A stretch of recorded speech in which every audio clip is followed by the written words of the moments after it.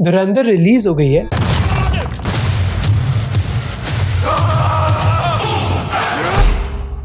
This film is being touted as Ranveer Singh's comeback movie. But one question several people have asked is how much violence is too much violence?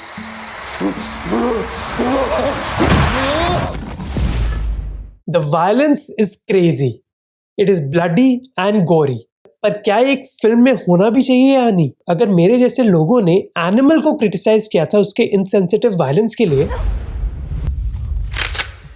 why not Dhurandhar?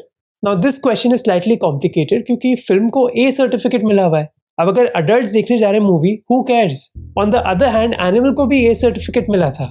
And all of us realize कि जो pop culture होता है, चाहे वो movies हो या फिर TV serials हो, उनका सोसाइटी पर इम्पैक्ट पड़ता है। So let's answer this question. How much violence is too much violence? Now, 3 things to understand. Firstly, इस वीडियो में कोई spoilers नहीं है, so you don't need to worry. Second, this is not a promotional video for the film. PR मत थोप देना मुझ पर. And thirdly, yes, we did watch the film before making this video. धुरंधर के कुछ सीन्स एक्सट्रीमली अनकंफर्टेबल है। जैसे जब एक आदमी किसी और का गला काट देता है, सर फुटबॉल की तरह फेंके जाते हैं, और जब एक ऑफिसर इंटेरोगेशन में किसी को टॉर्चर करता है, ये सब आपको बहुत अनकंफर्टेबल फील कराएगा। बट रिमेंबर कि violence has been an important part of our storytelling. Mahabharata में एक बहुत डिस्टर्बिंग सीन होता है भीष्म पितामह की मृत्यु के बाद।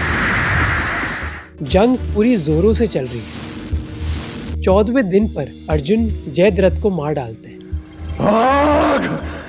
मेरे अभिमन्यु का वध तूने किया था। ये रिवेंज इतना इंटेंस है कि वो जयद्रथ का सर काट देते हैं और ये सर मीलों दूर जाकर जयद्रथ के पिताजी के पास गिरता है। जब पिताजी इस चीज को देखते हैं, वो सदमे में जाकर मर ही जाते हैं। इस वायलेंस से हमें पता चलता है कि रिवेंज की एक्चुअल कॉज क्या होती है, पर ऐसा वायलेंस आपको लिटरेचर में भी मिल जाएगा। बंकिम चंद्र चट्टोपाध्याय की आनंद मठ में एक सीन है जहाँ कुछ रिबेल्स एक ब्रिटिश पेट्रोल पर हल्ला बोलते हैं। ये डिस्क्रिप्शन इतना ब्रूटल है क्योंकि तलवारें लोगों के सर काट देती हैं, हाथ काट देती हैं और खून पानी की तरह बहता है। इस किताब में दिखाया गया है कि कैसे सर मानो फुटबॉल की तरह जमीन पर गिर रहे हैं, और ये वायलेंस हमें इस रिबेलियन की डेस्परेशन दिखाता है। कई कहानियों में वायलेंस एक किरदार की तरह है जो हमें पावर, जस्टिस और रिवेंज के बारे में दिखाता है। और अब बात करते हैं धुरंधर की। धुरंधर के वायलेंस को असेस करने के लिए हमें ये समझना होगा कि इस वायलेंस का स्टोरी से क्या लेना देना है, क्योंकि जब आपको ये पता नहीं कि कहानी में हो क्या रहा है और वायलेंस का क्या लेना देना है, तो आप कैसे असेस कर सकते हो किसी चीज को। और फिल्म्स में वायलेंस भी एक तरीके का नहीं होता। सेविंग प्राइवेट रायन के पहले 20 मिनट में आपको लगेगा कि आप नर्क में हो।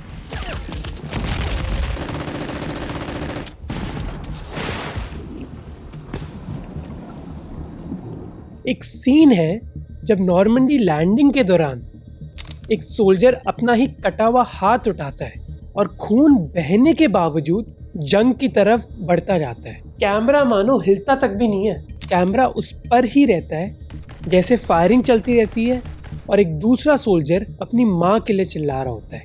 ये वायलेंस कोई स्टाइलाइज्ड वायलेंस नहीं है, बल्कि इसकी पावर है कि वो एक इमोशन जनरेट करती है कि हज़ारों सोल्जर्स के साथ होता क्या है एक जंग के दौरान। ये वायलेंस काम करता है क्योंकि ऑडियंस मानो खुद जंग के मैदान में हो। वॉर की हॉरर हम सोल्जर्स के नज़रिए से देखते हैं, और ये ब्रूटैलिटी हमें हर मॉरल डायलेमा के लिए प्रिपेयर कर देती है जिससे कैरेक्टर्स गुजर रहे होते हैं। डायरेक्टर स्टीवन स्पीलबर्ग ने ये सीन इसलिए चुना क्योंकि वो चाहते थे कि ऑडियंस इमोशन से कहीं भाग ही ना पाए, उनको फेस करना ही पड़े। इस फिल्म ने वॉर को इतना रियलिस्टिकली दिखाया कि कई मिलिट्री वेटरन्स जिन्होंने इस फिल्म को देखा, उनके अंदर PTSD ट्रिगर हो गया। स्टीवन स्पीलबर्ग चाहते थे कि ऑडियंस ये पूरी तरह समझे कि कैप्टन मिलर के आदमी इतने थके हुए और डरे हुए क्यों हैं। Saving Private Ryan was never meant to be thrilling. It was never meant to be an adventure. It was meant to be a recreation, a kind of a documentation of the closest I could get to the experiences of those who fought there on June 6th. ये होता है narrative violence, और आपको research में इसके बारे में बहुत इन्फॉर्मेशन मिल जाएगी। जैसे रेचल शॉ ने उन लोगों का इंटरव्यू लिया जो रियल लाइफ वायलेंस से भी गुजर चुके हैं और फिल्म के वायलेंस से भी फेमिलियर है, और उन्होंने रिसर्च में पाया कि ऑडियंस वायलेंट सीन्स को आइसोलेशन में नहीं देखती, वो ये जज करते कि वायलेंस स्टोरी में बैठता भी है या नहीं, क्या ये जस्टिफाइड है भी या नहीं, और इसका क्या किरदार है मूवी में।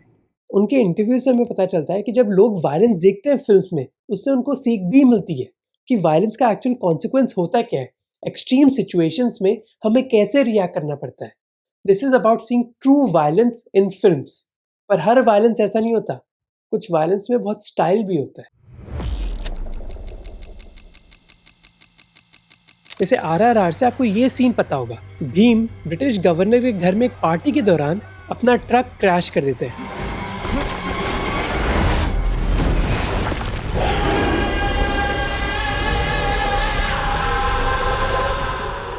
ये पूरा सीन बस वायलेंस के बारे में नहीं है, बल्कि मानो एक कोरियोग्राफी है। ये एक डांस है एक्शन के रूप में, जहाँ जानवर कूद रहे हैं, गन्स फायर हो रही है, शैंडलियर गिर रहे हैं, और आप ये डांस कैमरा मूवमेंट से देख सकते हो। अब इस सीन में कोई भी रियल वायलेंस नहीं है, बल्कि ये मानो कोरियोग्राफी है। इस सीन का मतलब ये है कि ये एग्जैजरेटेड हो। असली वायलेंस तो बहुत अगली और कंफ्यूजिंग होता है। अगर आप CCTV फुटेज से कंपेयर करोगे, आपको पता चल जाएगा कि एक्चुअली जो सड़क में वायलेंस होता है इससे बहुत अलग है। जबकि RRR में इस चीज़ को एक डांस की तरह दिखाया, जहाँ हर कट, एंगल और साउंड एक्शन को स्टाइलिश और पावरफुल बनाती है।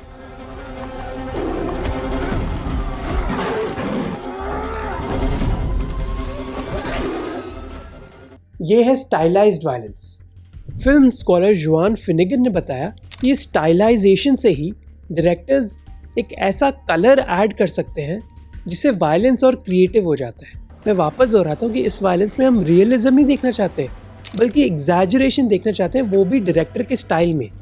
जैसे उसी रिसर्च में जुआन ने 3 बड़े डायरेक्टर्स को स्टडी किया और उन्होंने देखा कि हर डायरेक्टर की अपनी प्रेफरेंसेस है शॉट के बारे में, लाइटिंग के बारे में और कलर के बारे में। फॉर एग्जाम्पल, उन्होंने देखा कि क्विंटिन टैरेंटिनो की फिल्म्स में 2 चीज़ें होती हैं। जैसे टैरेंटिनो के स्टाइल में आपको 360 डिग्री मूव्स मिल जाएंगे, वो ब्लड और कलर को भी एग्जैजरेट करते हैं, जो एक रियलिस्टिक लड़ाई की तरह बिल्कुल नहीं होता। तो आप बोलोगे कि RRR क्विंटिन टैरेंटिनो की फिल्म्स में वायलेंस का एक्चुअली मकसद क्या है? बस बिकॉज इधर पर्पस रियलिज्म नहीं है, बल्कि आपके अंदर एक फीलिंग कन्वे करने का है कि पावर क्या होती है, मोमेंटम क्या होता है, रिवेंज क्या होता है। जहाँ नैरेटिव वायलेंस आपको बताता है कि एक्चुअली वायलेंस फील कैसा होता है, स्टाइलाइज्ड वायलेंस आपको कैरेक्टर और उनकी दुनिया की फोर्स के बारे में बताता है कि उनकी दुनिया में एक्चुअली चल क्या रहा है। कई एक्शन फिल्म्स में वायलेंस क्रूअल्टी के बारे में नहीं होता, बल्कि कैरेक्टर की ड्राइव और डिटर्मिनेशन के बारे में होता है। और ये धुरंधर जैसी फिल्म्स के बारे में समझना ज़रूरी है। स्टाइलाइज्ड वायलेंस प्रॉब्लम तब बन जाता है जब इस वायलेंस में ना कुछ है ही नहीं, ना स्टोरी है, ना इमोशन है, ना कैरेक्टर आर्क है। पर यही तो प्रॉब्लम है, ट्रेलर से आपको उसका स्टाइल दिख जाएगा पर मीनिंग नहीं दिखेगा। और जब तक हमें मतलब ही नहीं पता होगा, हम किसी फिल्म को कैसे जज कर पाएंगे।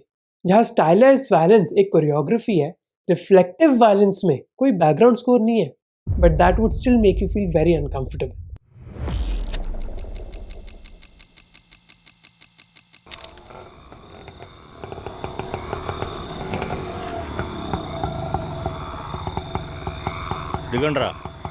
దిగండి సార్ పొద్దు నుంచి ఏంట్రా కొత్తగా డబ్బులు అడుగుతున్నావు? పర్మిట్ లేని బండిని సీజ్ చేస్తా. ఓ నడు. ఏంట్రా గుడ్లు అప్పగించి చూస్తున్నావు? పోండి అందరూ లోపల బండి. वैसे ये है तमिल मूवी विसार नहीं, और इस सीन को देखकर आपको इंस्टेंटली पता चल जाएगा कि आप किस तरीके की मूवी देखने वाले हो। 4 तमिल माइग्रेंट वर्कर्स आंध्र प्रदेश में अरेस्ट हो गए हैं एक चोरी के लिए जो उन्होंने करी नहीं। उनको एक छोटे से पुलिस स्टेशन में लेकर जाया जाता है, जहाँ बस एक ट्यूबलाइट है, एक लकड़ी की टेबल और दीवारें जो साफ साफ बताती है कि इस कमरे में होने क्या वाला है।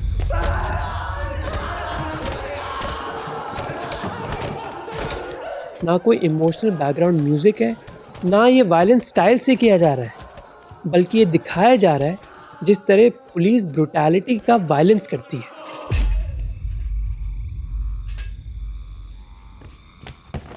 बिना किसी वार्निंग के और बिना किसी रिदम के वो 4 आदमी चिल्लाते रहते हैं अपने आप को एक्सप्लेन करने के लिए, पर उनकी आवाज़ें ऑफिसर्स के कानों तक पहुंचती नहीं है। कैमरा दूर ही रहता है कमरे के एक कॉर्नर में, मानो कि वो और हम पूरी तरह पावरलेस हैं इस चीज़ को रोकने के लिए। ये वायलेंस ओवर द टॉप नहीं है, but it would still make you feel uncomfortable. ये है रिफ्लेक्टिव वायलेंस जो हमारी दुनिया से आता है।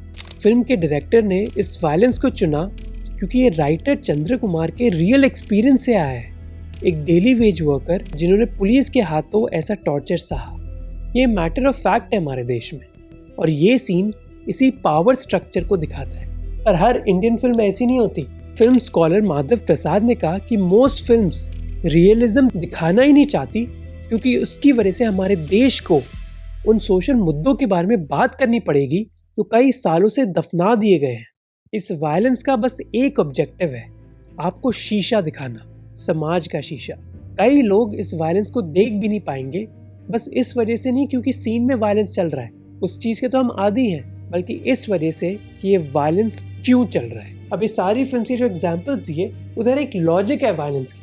कई लोग का मानना है धुरंधर में लॉजिक नहीं है and it falls into the fourth category. जैसे ये है मलयालम फिल्म मार्को, जहां ग्लैडिएटर स्टाइल वायलेंस चल रहा है और लोग चिल्ला रहे हैं, किसी को नहीं बख्शा जाता, महिलाओं को, बच्चों को, बुजुर्ग को, यहाँ तक कि जानवरों को। इन किलिंग्स का मकसद बस शॉक देना है ऑडियंस को, और ना इसके पीछे कोई मॉरल या फिर इमोशनल आर्ग्यूमेंट है। एक रिव्यूअर ने बताया कि मार्को में some of the most disturbing moments हैं जो आपको किसी भी इंडियन फिल्म में दिखेंगे, पर इस चीज का कोई रियल पर्पस नहीं है। ऐसी फिल्म में वायलेंस का पर्पस है वायलेंस करना, बस। इस मारपीट का कैरेक्टर, थीम और स्टोरी से कोई लेना देना नहीं है, बस मार्केटिंग करना है कि we are the most violent film ever.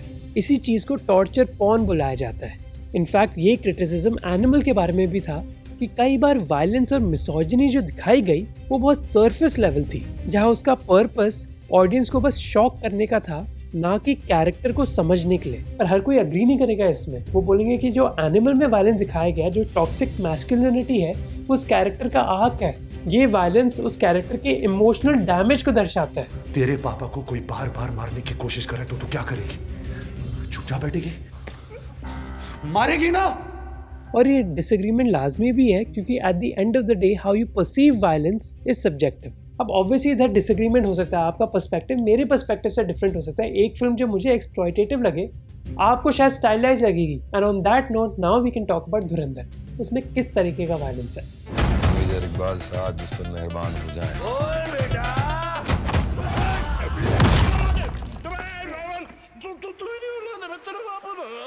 Rahman डकैत की दी हुई मौत बड़ी कसाईनुमा होती है। Now here is the honest truth. धुरंधर में uncontrollable violence है and a lot of it is uncomfortable. But the question is not कि उसमें कितना violence है. The question is किस तरीके का violence है. जब आप फिल्म देखोगे ये क्लियर हो जाएगा कि मोस्ट वायलेंस या तो नैरेटिव वायलेंस है या स्टाइलाइज्ड वायलेंस है। जो वायलेंस दिखाया गया फिल्म में वो कैरेक्टर की रूथलेसनेस को हमें दर्शाता है। अब क्या डायरेक्टर वैसा वायलेंस चूज कर सकते थे जो कम ग्राफिक हो? हाँ, वो कर सकते थे, but that is part of his artistic taste. कई लोग जिन्होंने फिल्म नहीं देखी उनको लगेगा कि इस तरीके का खून खराबा पूरी फिल्म में हुआ है, but once you watch the film आपको पता चलेगा कि आपका अजम्पशन गलत था। सो डोंट जज a book by its cover. Narrative violence के अलावा कई एक्शन सीक्वेंस स्टाइलाइज्ड वायलेंस की कैटेगरी में आते हैं। इन सीन्स में एक ऐसा रिदम है जैसे वो एक कोरियोग्राफी हो, जैसे हमने जवान फिल्म में देखा था। अब इस वायलेंस को हमें लिटरली लेने की जरूरत नहीं है, बल्कि इस वायलेंस का मकसद है हीरो बिल्डिंग और वर्ल्ड बिल्डिंग करना। मतलब दिखाना कि भाई ये हीरो एक अलग आदमी है। अगर मेरे साथ दगाबाजी की ना तो मारने से पहले तुझे नवा बना दूंगा। तो मैं धुरंधर का वायलेंस कभी ऐसी जगह नहीं पहुंचा where it feels meaningless. Now we can argue कि इतना ग्राफिकल होना भी चाहिए था या फिर नहीं, but that is a point of view that we can always disagree upon. अब this doesn't mean कि धुरंधर में कोई issues नहीं है. There are several issues, but violence is not one of them. अब आते हैं एक बहुत important सवाल पर कि अगर मेरा इशू धुरंधर से नहीं है, then why was I critical of Arjun Reddy, Kabir Singh और animal-like films? ये आंसर डिपेंड करता है कि उस सीन का कॉन्टेक्स्ट क्या है, विक्टिम कौन है, and how closely does the victim resemble our society.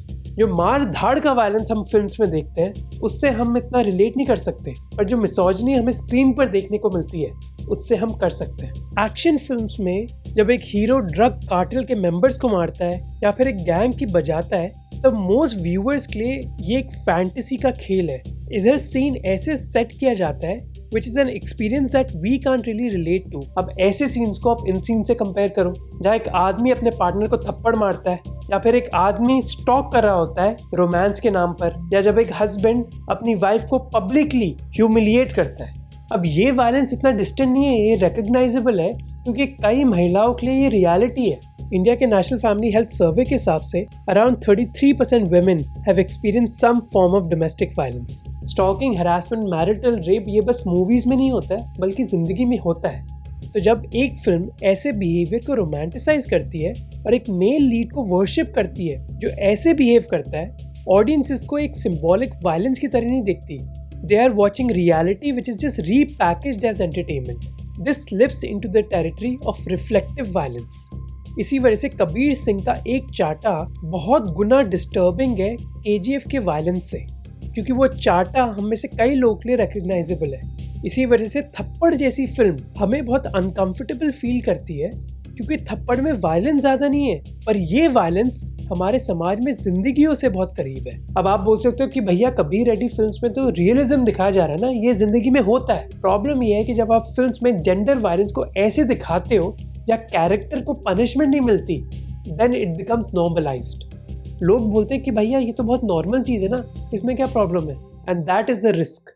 और जब ऐसा नैरेटिव एक वायलेंट आदमी को रिवॉर्ड करता है, या फिर जब एक महिला की सफरिंग को हम ऑलमोस्ट इग्नोर कर देते हैं मेल कैरेक्टर के फेवर में, then it normalizes that violence which has no place in modern society।